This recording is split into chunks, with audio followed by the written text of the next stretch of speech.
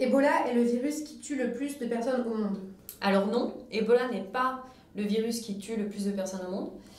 C'est un virus qui est très létal, donc les gens qui tombent malades ont une très forte chance de décéder, environ 50 à 60% en fonction des épidémies. Par contre, il y a d'autres virus dans le monde qui tuent beaucoup plus de gens, comme par exemple le sida ou le paludisme. Ebola se transmet principalement par l'air.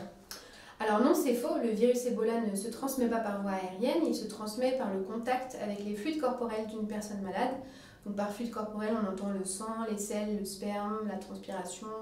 Voilà, c'est uniquement par ce biais-là que le virus se transmet. Une personne porteuse du virus Ebola contamine en moyenne 10 autres personnes.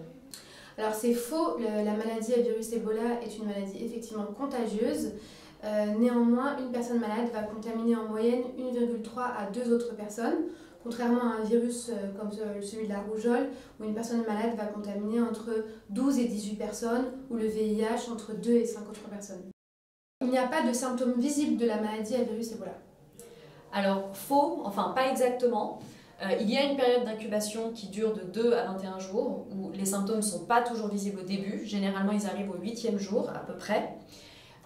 Et ensuite, il y a 2 phases. La première phase, il y a des symptômes assez classiques où on peut confondre Ebola avec d'autres maladies, donc fièvre, maux de tête, maux de gorge, courbatures, etc. Puis une deuxième phase où là, il y a des symptômes beaucoup plus agressifs, donc des hémorragies internes et externes, des problèmes hépatiques, d'autres problèmes qui deviennent vraiment de plus en plus sérieux, qui sont la deuxième phase de la maladie.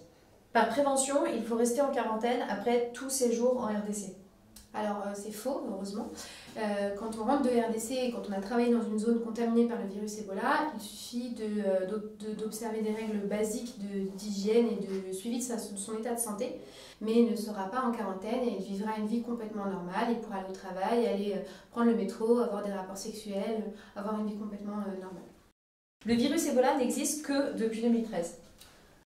Alors c'est faux, le virus Ebola a été découvert au Zaïre, actuel RDC, en 1976.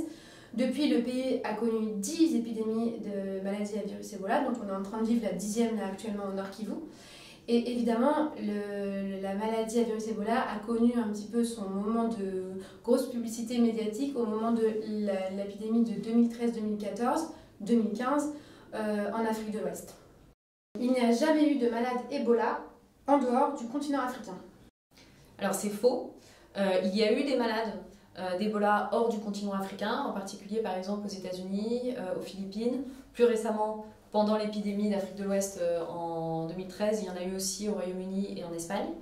En revanche, c'est vrai que l'essentiel des gens qui sont tombés malades d'Ebola étaient en Afrique. Il existe un vaccin à ce virus Ebola. Alors vrai, il y a un vaccin.